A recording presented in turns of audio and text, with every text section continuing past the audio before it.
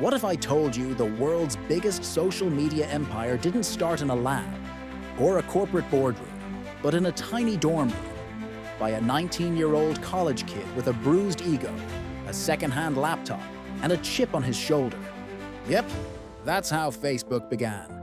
Before it became Meta, before billions of people logged in daily, before your mom started tagging you in baby photos. It all started with a late-night coding session, a little mischief, and one guy who just wanted to build something cool. Let's rewind to 2003.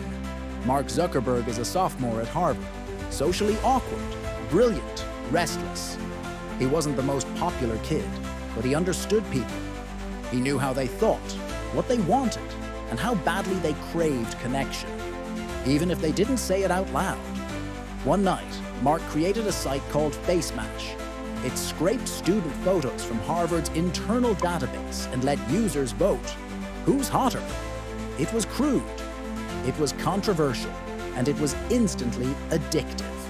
Over 22,000 photo views in a few hours. But within 2 days, the university shut it down. He was almost expelled. Now here's where most people would fold, apologize, go quiet. But Mark, he saw a spark. FaceMash proved something powerful. People craved digital interaction. They wanted to know what others thought. They wanted to see each other. Even if it was just for a second, instead of giving up, he got to work. He started building a new kind of website, one where people chose to share, where you could create a profile, upload a photo, connect with classmates. He called it the Facebook. It launched in February 2004. Within 24 hours, over 1,000 students had joined. In just 1 week, it became the most talked about thing on campus. But Mark wasn't building this alone. He pulled in his roommate, Dustin Moskowitz, to help expand the code. Chris Hughes helped manage the user experience. And Eduardo Saverin, his friend and business-minded peer, came in with the first $1,000 in seed money. Within weeks, they expanded to Yale, Columbia, and Stanford. It was viral before going viral was even a thing. But while Facebook was growing, trouble was brewing. 3 upperclassmen, Cameron and Tyler Winklevoss and Divya Narendra, had approached Mark earlier about coding their own social site, Harvard Connection. They claimed he stole their idea. The emails, the delays, the confusion. It all came back in court later. The lawsuit would follow him for years. Still, Mark kept building. By the summer of 2004, he dropped out of Harvard and moved to Palo Alto with his small team. They rented a humble house, turned it into HQ, and coded around the clock. The walls had whiteboards. Mattresses were on the floor. Pizza boxes, Red Bull cans, and broken routers were everywhere.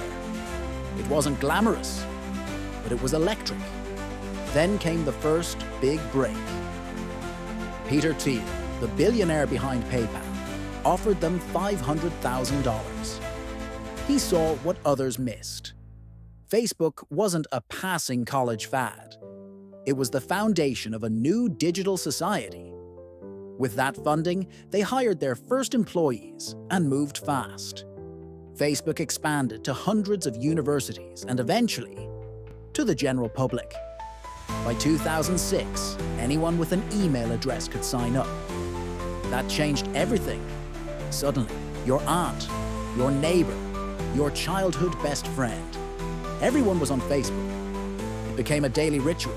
You'd log in, check your wall, see who poked you, post a status like, feeling bored, anyone up for pizza? But Facebook didn't just follow trends. It created them. The newsfeed. At first, users hated it. Why is everyone seeing everything I do? But over time, it became the heart of the platform. The like button? That little thumbs up completely changed how we interact. It made engagement instant. Addictive, quantifiable. A single click could validate your thoughts or spark a viral post. Facebook was no longer just a site. It became an extension of your identity, who you were, who you liked, what you stood for. And behind all of it was Mark Zuckerberg, focused, quiet, calculating. While his peers took victory laps, Mark played the long game. He faced internal conflict too. He and Eduardo Saverin, his early co-founder, had a falling out. Eduardo was pushed out of the company. His stake was diluted. A brutal legal fight followed, but in the end, he walked away with a hefty settlement and his name forever listed as co-founder. By 2010, Facebook had 500 million users. By 2012, it was over 1 billion. The company IPO'd that same year, and Zuckerberg's net worth exploded. But Mark didn't stop at growth. He wanted reach. He wanted infrastructure. So he started buying up the competition. Instagram, $1 billion. WhatsApp, $19 billion. Oculus VR, $2 billion. Everyone thought he was overpaying, but he wasn't buying companies. He was buying time, attention, future behavior. With Facebook, Instagram, and WhatsApp under one roof, Zuckerberg wasn't just winning social media. He was owning communication itself. But success came at a cost. The platform was blamed for everything from election interference to mental health issues. Scandals erupted, like Cambridge Analytica, where millions of users' data was misused for political targeting. Mark was dragged before Congress, grilled by politicians, slammed in documentaries. He sat stone-faced in a suit, answering to a world he helped reshape.